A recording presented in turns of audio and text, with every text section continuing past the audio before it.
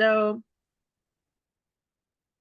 my name is Carmen Mazzara, and I serve as Executive Director of APSIA, the Association of Professional Schools of International Affairs, to which all of your graduate schools belong. We're so delighted to have you here for this session on opportunities with the Asian Infrastructure Investment Bank.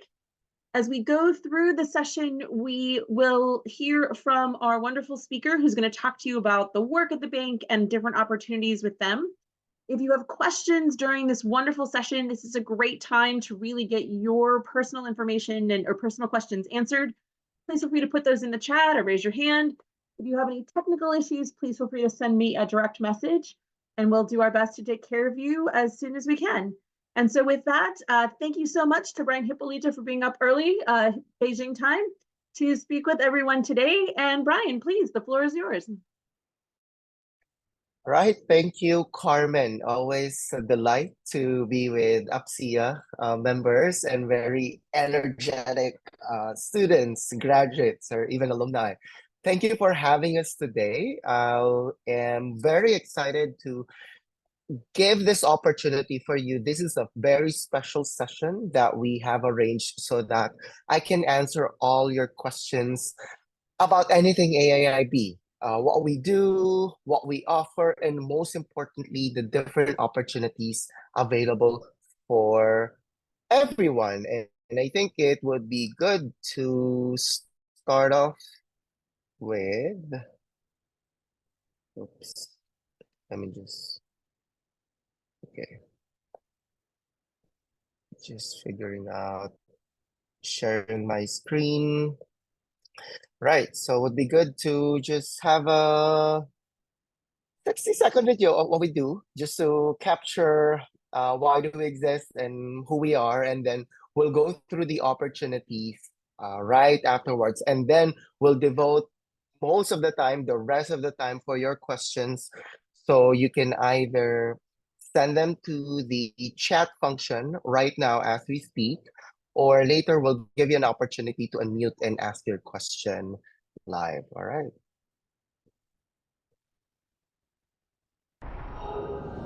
Why I joined AIIB. Why I joined AIIB? Why I joined AIIB? I believe in the AIIB way.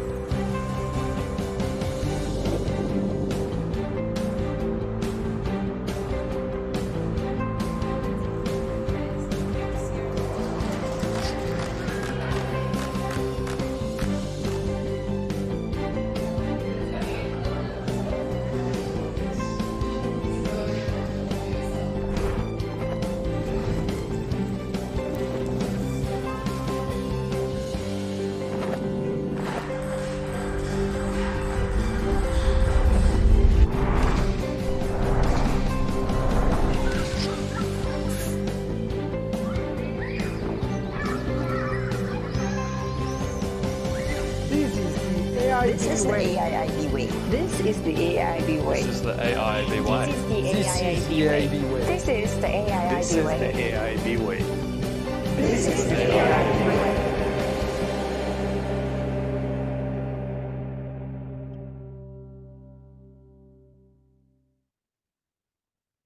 All right, good morning again, everyone. Thank you for tuning in. We are from the Asian Infrastructure Investment Bank.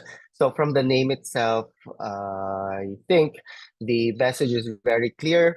We are a bank, an investment bank, but we're not your typical corporate bank. We're part of the Multilateral Development Bank community. We'll discuss about multilateral development banks a bit later.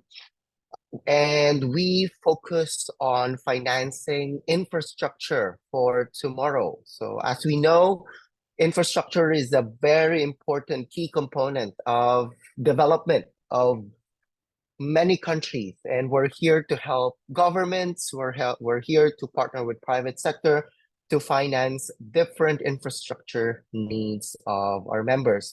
So what are multilateral development banks? If you can use the chat function, I'm sure a lot of you have studied international affairs. Who among you are familiar with, let's say, with the World Bank, with Asian Development Bank? So you can just type on the chat and type yes or no if you're familiar with these institutions. Some of the other multilateral development banks are European Investment Bank in Europe. We also have European Bank for Reconstruction and Development, or EBRD, headquartered in London. There's also African Development Bank. And then there's also Asian Development Bank. Are you guys familiar with multilateral development banks? Just a quick yes or no? Yes? No? Yes? Yes? All right, perfect. Of course, I would expect you guys are familiar with multilateral development banks. Probably you guys have discussed that during the course of your studies. So when we say multilateral development banks, the keywords by itself, multilateral and development bank. Multilateral meaning these financial institutions are built by governments for the governments. So it's multilateral in nature, meaning different governments have are serving as the main shareholders of these institutions. So multilateral development banks are membership based by countries. For example, the biggest and the oldest one is the World Bank Group with 180 members. Do you know that AIIB is the newest multilateral development bank, only 8 years in operations, but in only 8 years, in 2016, we have only started with 57 members. In 8 years of our operations, we have instantly became the second largest in terms of membership.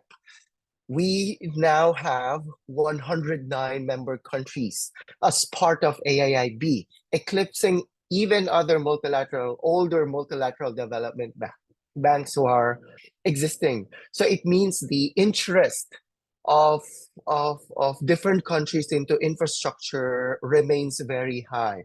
So we talked about multilateral and from the term MDB, and then what's the other two other letters? DB, development bank. These development banks, built and owned by countries, what they do is that they are existing, of course, not mainly to make money. They are existing, we are all existing, mainly to help governments with their developmental agenda. So even though we're a bank, but our pricing of our lending products are so low that no private sector can actually afford to match the pricing that development banks give to our member countries, meaning the interest rates of the loans, it could go as low as less than 1%. And our members can, as a benefit of being a member, if they access some of those financing, they can pay it in 15 years, in 25 years, in 30 years. And they will not be drowned on debt because we don't make money out of those financing. It's almost less than 1%. It's, even with the foreign exchange, it's not even gonna make it, right?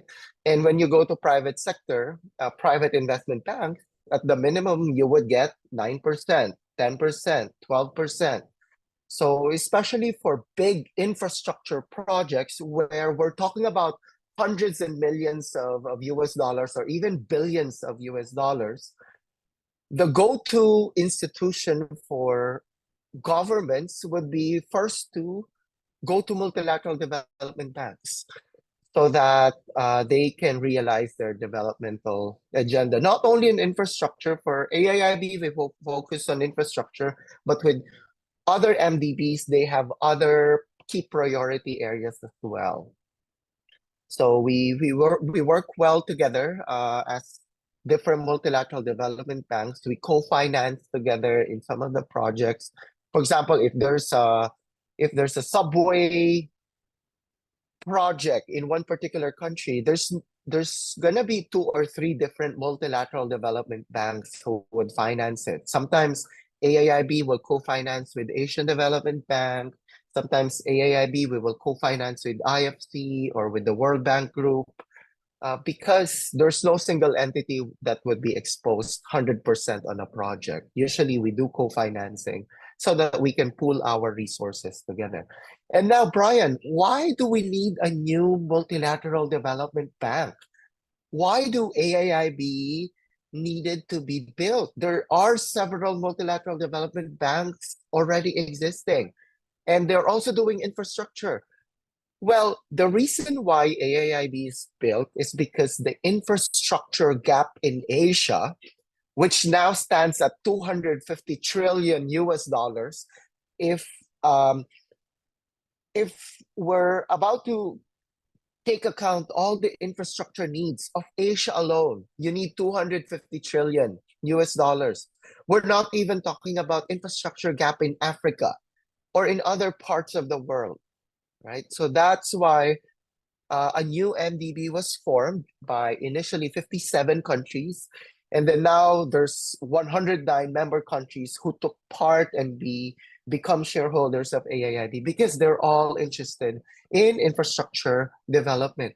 Even if we put together the resources of all the different MDBs, World Bank, ADB, IMF, European Investment Bank, EBRD, even if you put 100 billion of AIIB, it's not enough to cater to all the infrastructure needs in Asia alone, more so in other continents. So there's that need.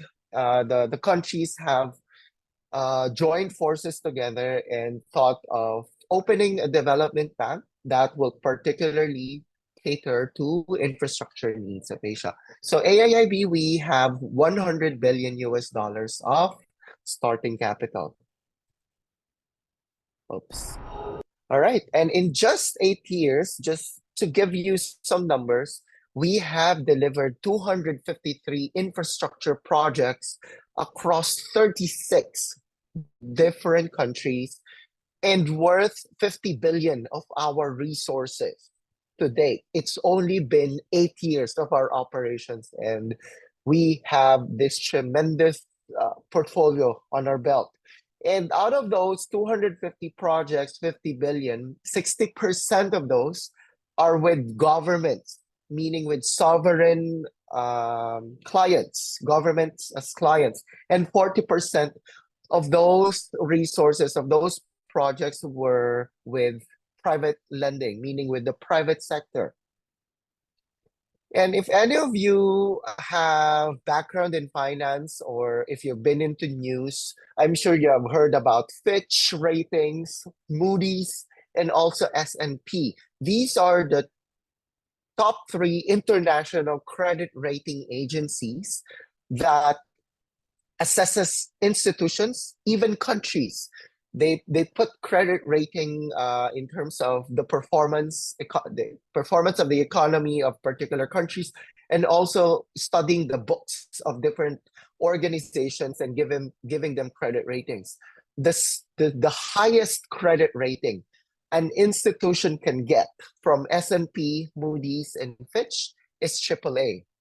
And mind you, AIIB has been AAA from the very beginning up to this date, meaning we have very strong financial fundamentals at AIIB. Even at the time of pandemic, I think the rest of different organizations, different companies have been laying off their staff left and right.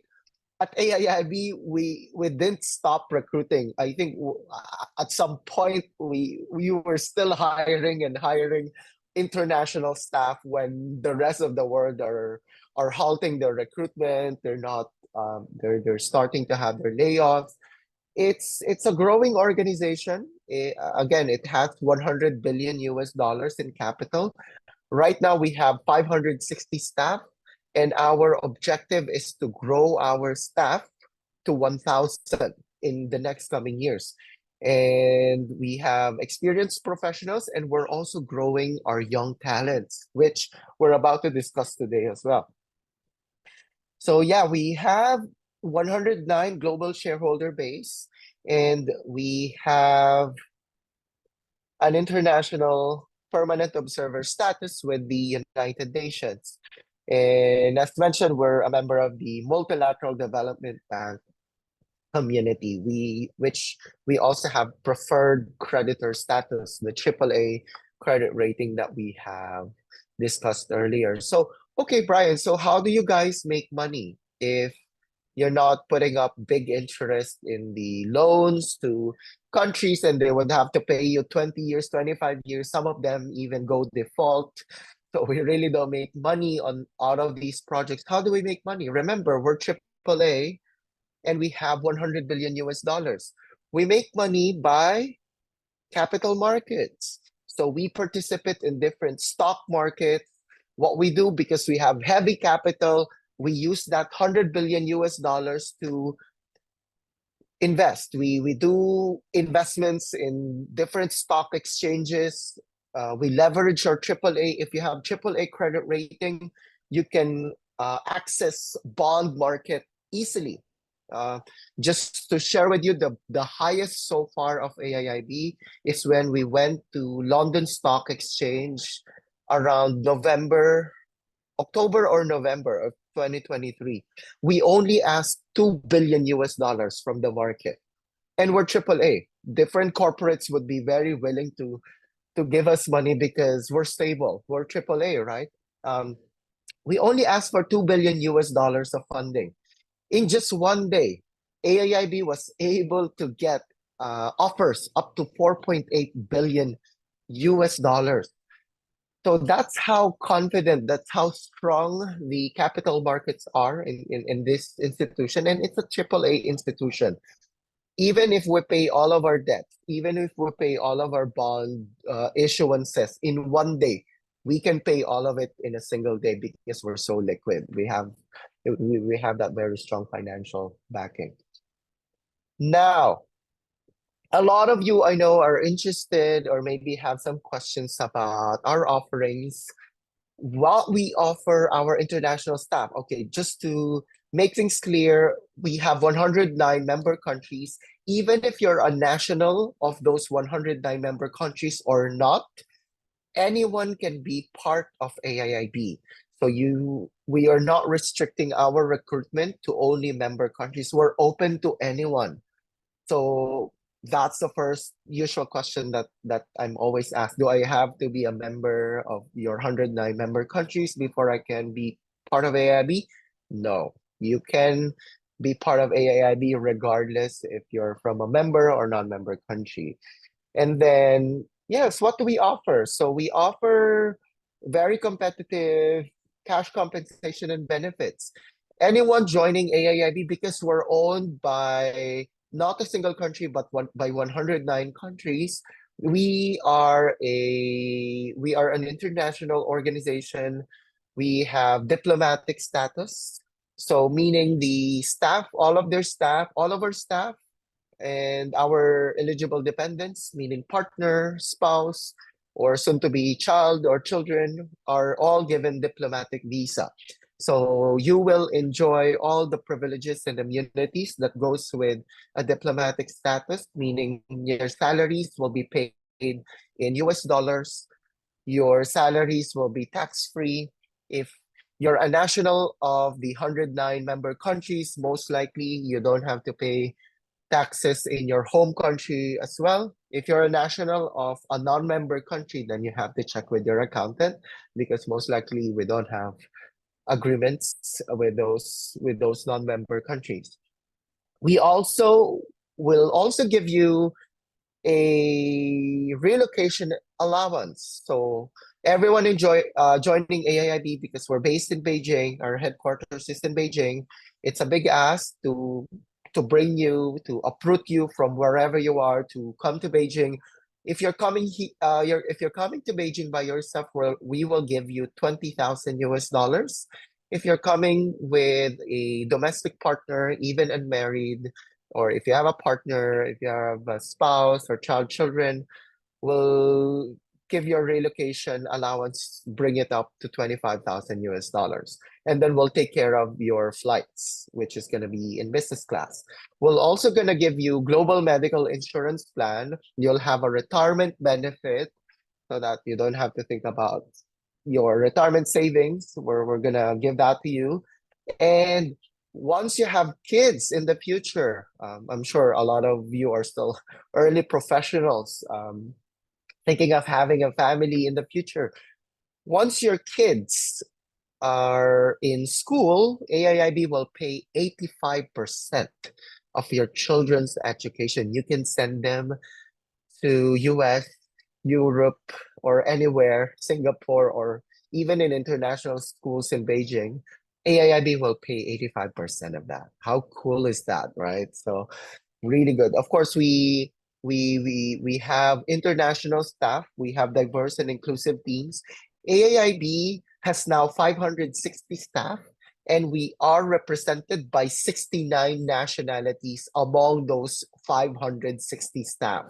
So it's multicultural teams at best that you will encounter and work with if you join AIIB. And this is our very beautiful headquarters in Olympic Park in Beijing. You can type on Google Olympic Park Beijing.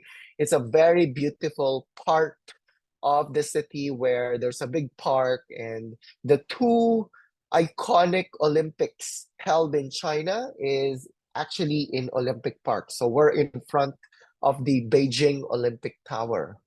So it's a very nice location with a really big park. Beijing Olympic Park is so big. So a lot of our staff, including my boss, over lunch usually would just go outside and run. And of course, we have our gym, we have our cafeteria, we have all the facilities inside, flower shop, laundry. We even have a wine shop inside. We also have our own Starbucks branch. We have our Tim Hortons branch as well inside, different cafeterias. So yeah, it's all in there. Now, let's go into it. I'm sure you're interested about different pathways, different career opportunities for early career professionals. So we have the AIIB graduate program amongst different disciplines and specializations amongst different departments. Then we have legal associate program for young lawyers, and we have the summer internship program if you're still in your master's program and you have 2 or 3 months this coming summer, you can join us under the internship program. So quickly, let's just discuss them a bit. Let me just remove this. All right. So you can, by the way, scan the QR code on your screen to get to know more about these programs. We have an online brochure that you can read more about in your research. So just scan that QR code and read more. But for the graduate program, it's still open for applications. You still have 3 days to submit your applications. We will close it by February 16, 11:59 p.m. Beijing time. So check our AIIB website, aiib.org/careers. Graduate program has different positions available for finance and non-finance positions. We have investment banking positions. We have also for international affairs, we have non-finance positions available as well. So apply. February 16 will close applications, and then March would be the assessments and interviews, and then offers will be sent within April, and then September 1st, everyone starts at the same time. Right. And legal associate program, very quickly, for those who have legal degrees, pass the bar. It's a specialized program for young lawyers. We want to train young lawyers as well. So everyone starts September 1st as well. And we have the same timeline. The application closes February 16th. Now, with the internship program, you should be enrolled in a full-time master's or doctorate program. And you have a free time during summer, either June 1st, you start with us, or July 1st. it's on site. We'll take care of your visa. We'll also give you an allowance. It's a paid internship. So we are open for applications till February 29. There are 21 different positions to choose from, and we will hire 30 interns this summer. So we hope to see your application. And as early as after February 29, we'll start with the assessments within March, and then within April, we'll announce the successful applications, and then June 1st, July 1st is the official start date. We're unable to entertain any other start dates beyond June 1st or July 1st. You can either start with us June 1st, July 1st, because we have a training program designed for interns. So we want everyone to start at the same time. So yeah, just showing to you some faces of our young talents. Yes, and please let APSIA office know if you're applying so that we can track your application and we make sure that it gets properly endorsed to our department. So Carmen has dearly helped us in coordinating that. Now let me stop my slides and open the floor for questions. I know you have questions as of this date. So yes, anyone who would like to break the ice and ask a question, you can use the chat function, or yes, you can raise your hand. We can unmute yourself and ask the question live. All right. Brian, while our Miru. colleagues are typing, yes, that's a great question. Yes, Miru. go ahead, Carmen. All right. Thank you so much for today's informative lecture. Yeah, go ahead, Carmen. Yeah. Oh, okay, later. All right. I would like to ask what AIB is looking for an intern. So basically for interns, we don't require any experience. There's no experience requirement. You just have to prepare your CV and probably your cover letter, conventional, but I highly advise that you submit one because that's your only chance to communicate in a paragraph format, to be able to establish a rapport instantly why you are interested in a 2 or 3 month internship at the AIIB and for a particular specialization. That's your only way to convey the message to the hiring manager. So yes, we only require interest. If you're highly interested in that area, you can mention that your interest was picked in one of your graduate program courses, or whatever inspired you to choose a particular line of specialization. And in the internship, your objective is to get to know deeper, at least in a 2-3 month internship, get to know more about what these kind of professionals do, so that it can help you further decide on your career prospects after graduation. So yeah, show your personality. That's just what we'll ask from you when you're writing your cover letter. Just show personality, show your interest.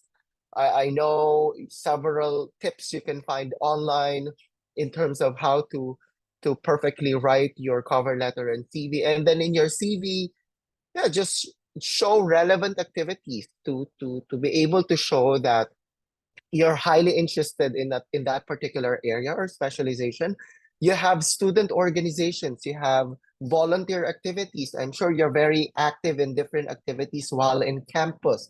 If you even had previous internships, you can include those as well. So yes, those are the things you could put in your CV and cover letter. But first and foremost, of course, we're looking for people who are interested in international development. Why are you interested in pursuing a career in international affairs or international development? And we'll take it from there. Of course, once you're invited for an interview, You will be able to show your skills in terms of presenting yourself, presenting your knowledge, your research. Maybe we will test your writing sample. We'll have some case studies or written exercises to test those. So yes, thank you. Carmen, you were saying something before we go to the next set of questions? No, I'd let the students have their time. So to our colleague with their hand in the air, please. All right, great. Junya, hi. Hi, Brian. Hi, Carmen, and thank you for a very informative presentation. And I have a few questions regarding the graduate program. I'm currently an MPA student at Columbia University, and it's my final year. However, before I came to the master program, I do not have any full-time experience. However, I noticed under the requirements for a graduate program, for master's degree students, you have to have at least 1 year of related field experience. So I was wondering, are internships counted as the 1 year minimum as well, or you're being very strict about the 1 year professional experience? You have to be full-time somewhere for at least 1 year in order to apply for this program. That's a good question, Jinya. We get asked that question from time to time. Okay. We just qualified it. We just qualified it to 1 year full-time experience, and it could be a combination of full-time work where it's a full-time employment, or also combination of internship experiences. Now, how do we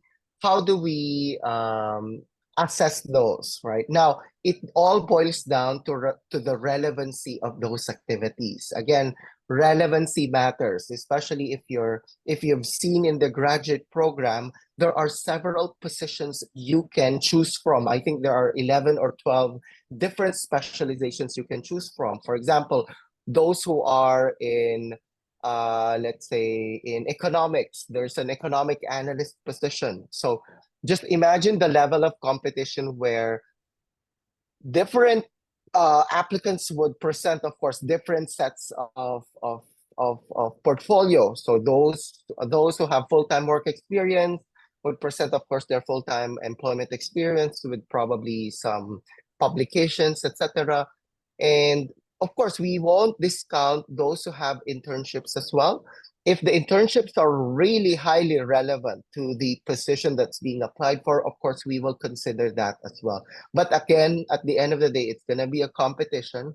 The most relevant activity, the most relevant experience counts, and it's in the art of presentation as well. So if you're applying for a particular position, read it 10 times, read it 15 times, as many tick boxes that you can tick from the requirements. But of course, you don't have to tick all 100% of all the requirements, because it's treated as like wish list on the part of AIIB. Of course, we don't expect someone to have all of those requirements in place, but if you meet at least 50%, 60% of those requirements, feel free to apply right away, and make sure that those items in the requirements are reflected in the CVs as well. So yes, short answer, yes, we would consider those, as long as it is highly relevant and the activities and the projects that have been done during those internships are presented well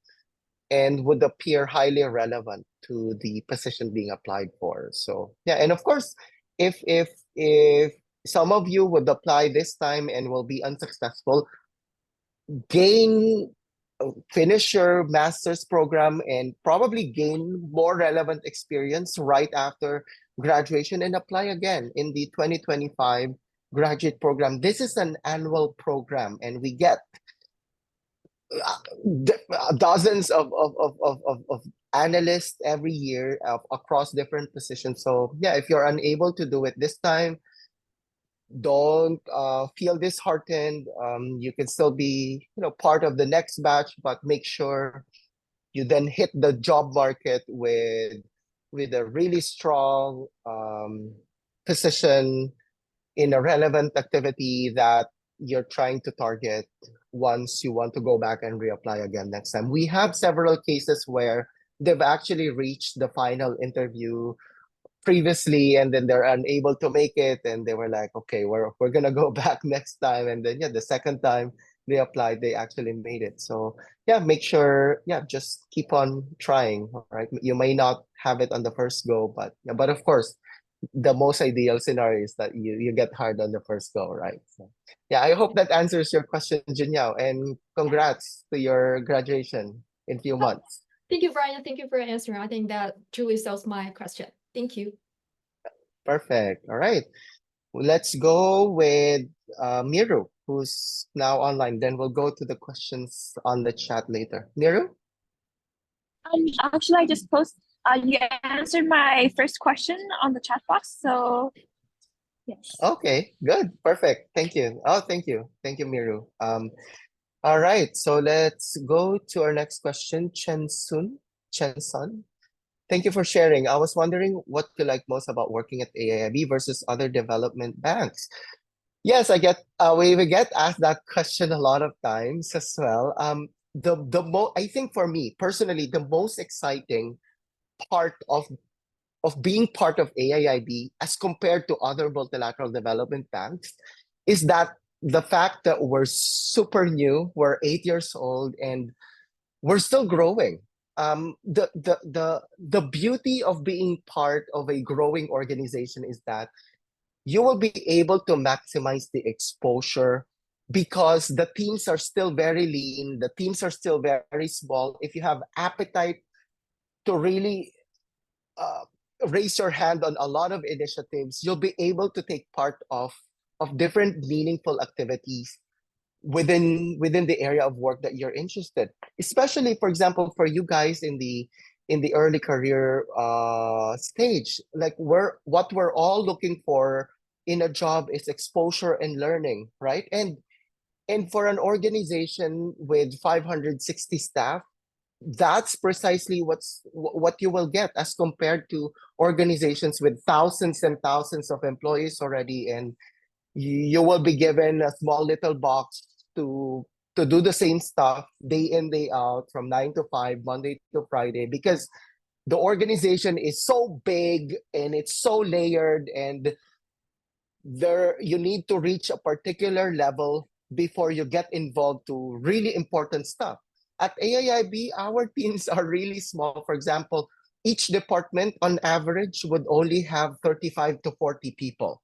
Whereas in our counterpart MDBs, for example, with the World Bank, our transport team in AIIB, our transport team has around 11 to 15 people. Whereas the transport team of World Bank is already the size of AIIB. They have 400, 500 transport teams across different countries. So just imagine if you're a transport analyst in AIIB and you're part of that 11 to 15 people, chances are you get exposed to a lot of different projects, a lot of different activities. And mind you, our graduate program analysts, they travel together with the project teams in visiting different projects at different countries, because we just don't have the liberty of having dozens of people working on project teams and be able to support project team leaders. Whenever there's a project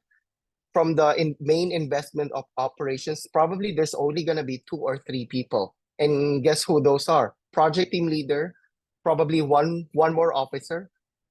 And guess who's the third one? The third one would be the analyst. The third one would be, as young as analyst would be part of the project, because there's not many people that gets involved. So a lot of our analysts are liking it because that's what they signed up for.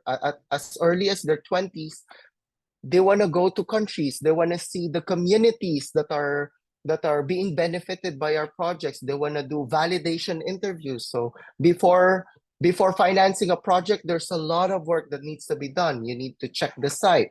You need to meet with the ministries of finance, Ministry of Environment of the different governments who's asking for AIIB financing. You need to do validation interviews with the community people who will be affected by the project. You will need to meet with different stakeholders. So it's a once in a lifetime opportunity. You'll find a program, you'll find an opportunity for young talents to be able to be exposed front lines in development work. Because even if you ask anyone from LinkedIn, I know it's a hyper connected world already. I have a lot of friends from other older multilateral development banks. You wouldn't be able to travel in other multilateral development banks up until you reach the officer stage, if you reach the officer level. But below the officer level, you'll stay in the office 100% of the time, because what you'll do is more of desk research, etc. I mean, there's nothing wrong about desk research, right? But the opportunity to be able to get exposed is not that frequent, because yes, they have thousands of employees already who would be able to do that, and they've been doing that for decades. So they have a well-oiled machine. So I think that's, in short, the beauty of working in a new multilateral development bank, because the teams are lean. You get the maximum exposure, you get the maximum experience, and you get the maximum learning out of it. Like, yeah, sometimes our analysts would just unpack their clothes and then pack again because they need to go to another mission travel. Even those who are not in investment operations, for example, we have a communications department as well. So the communication analyst, part of the graduate program, because they need to turn project stories into videos, to articles. So they need to visit different sites, project sites as well, so that they could take photos, they could interview key people and make stories, make different collaterals out of our project. So yeah, the analyst was so pumped up and so happy with the exposure that they're getting. So out of those 2 years graduate program, you get rotated to different departments as well, so that you get the full understanding of the different aspects of our operations. And our youngest in the graduate program is as young as 23 years old, right? So guys, you will only be 20s once, and I hope you maximize your 20s into something that's really gonna stretch you, that's gonna give you a lot of exposure, because what you'll do in your 20s will actually set the pace of your career in the next coming decades. So yeah, I hope you join an organization that would give you that exposure. All right. Thank you for that question. Abhishek, thanks for the presentation. Can you please share details about the assessment process? Okay, that's a good question. We have a 2-stage process of assessment in terms of the graduate program, because we are expecting to receive thousands of applications this time, because this is our 3rd year.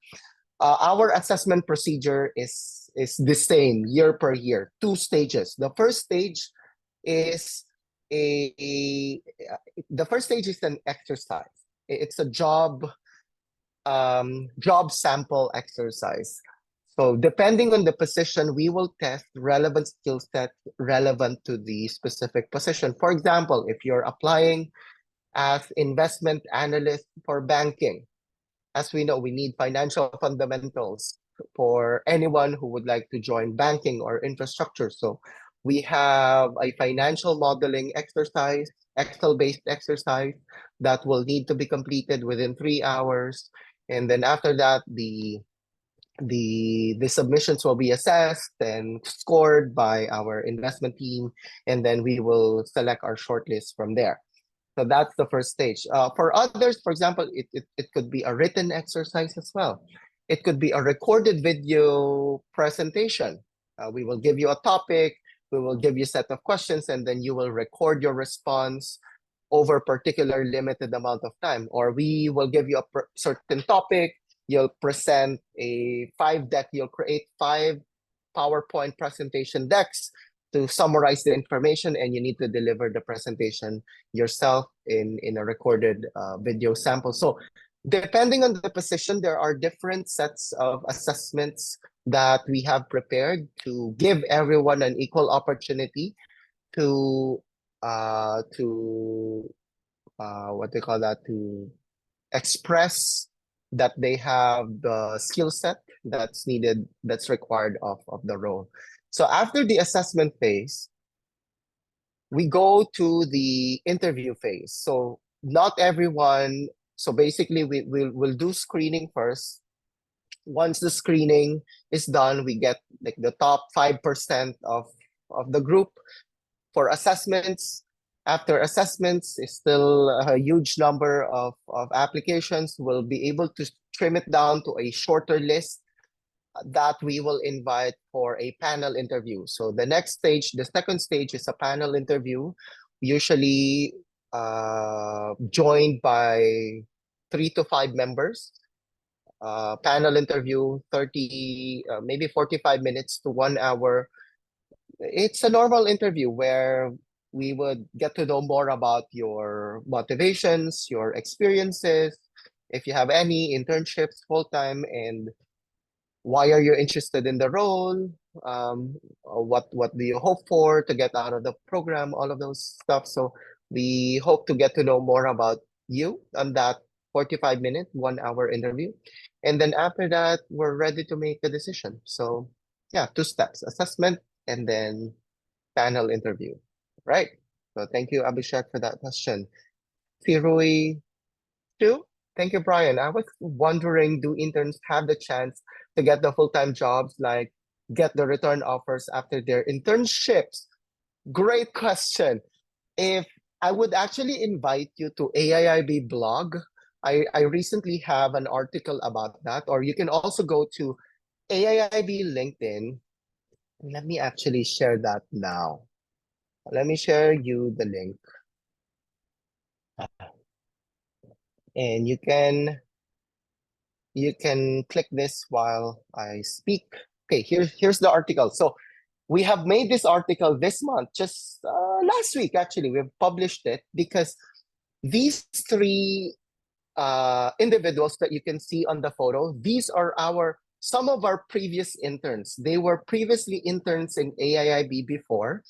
They had their summer internship, and then they had to go back to their university to finish their term, their graduation. And then after graduation, they're able to go back to AIIB as full-time graduate program analyst. And in fact, I just happened to be on a call last night from another ex-intern whom we're now actually offering a full-time staff position. So don't belittle the 2 to 3 months of internship experience that you will have in AIIB just in case you get selected, because those 2 to 3 months, you can maximize it. You network with different people in AIIB. You get to show your interests, your skills, your working ability to different people. And of course, they will remember you, and they would even ask you, oh, when are you graduating, by the way? And they will remember. And once you're ready and once you finish your studies and you're happy to go back and be considered in any of our full-time roles, yes, we of course want people to go back, and we want to offer them full-time roles, as long as they finish their academic obligations. You can go back to AIIB as full-time staff. So yes, it happens, and we have several successful case studies out of that. So yeah, these 3, Jessica, Pierre, and Satsucha, are some of the great samples, because we get asked this question frequently as well from those who are interested in the internship program, ex-interns, and we're like, yes, of course, we'll be happy to welcome you back on board. So yes, the question is definitely a big yes. We're happy to get you back as full-time staff. All right, Ziyun Zo, thank you for your presentation. Is there any age limitation for the summer? Oh, there's no age limit. As long as you're a current master's or PhD enrolled student and you are just on a summer break and you need to go back probably August or September, there's no age limit. Even in the graduate program, if you notice, we don't put up ages, right? But of course, with the graduate program, with the internship program, we don't have any age limit, etc. But with the graduate program, of course, we designed it perfectly for early career professionals. While we don't have an age limit, of course, we don't want to hire overqualified individuals as well. We make sure that it's a cohort of consistent young professionals because we want to be genuine on our objective on the program as well. We want it to be for young talents, right? So we have someone as early as 23. I think the average age of people under the graduate program is 27, 28. So yeah, some of them masters, bachelor's, masters direct. Some of them, they don't even have masters. After bachelor's, they started working already. They have 2 years, 3 years of work experience. They get qualified, they get hired. So yeah, we're very flexible in terms of our intake as well. So yeah, we are really designing this for young people. We don't want to put up ages because if we have an age requirement, and not like in the other young professional programs of other institutions, they would have up to ages 32. And if you looked at LinkedIn, you look at the successful young professionals, they are around 30, 31, 32, like almost, before before the deadline of the age. And the repercussions of that is that, at age 32, you already have like probably 8 years of work experience already, right? So you don't even want to be called young at that point, right? So some of them are even joking, like, okay, yeah, I'm from the young professional program, but I'm not young anymore. Like, I mean, when we created this, we have a young professional program before as well, but we stopped it. We stopped it because we just thought that we're not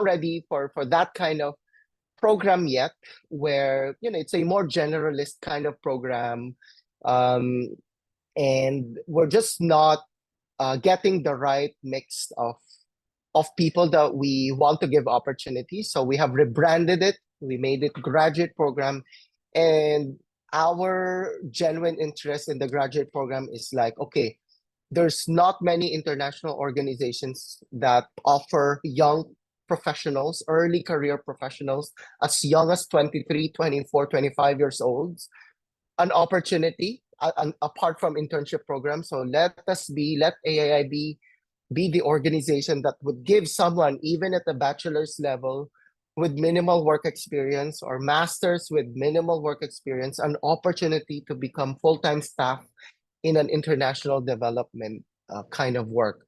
And yeah, since the beginning, we're now on our 3rd year this year.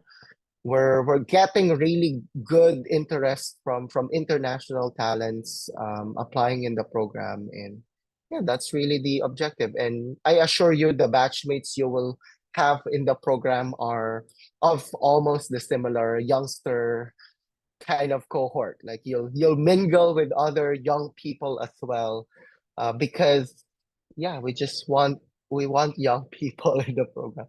If you're someone who we have experienced professional positions as well. So we have associate positions for those who have like 5 to 8 years of experiences. They can explore associate roles, officer positions, specialist positions. So we just want people at the right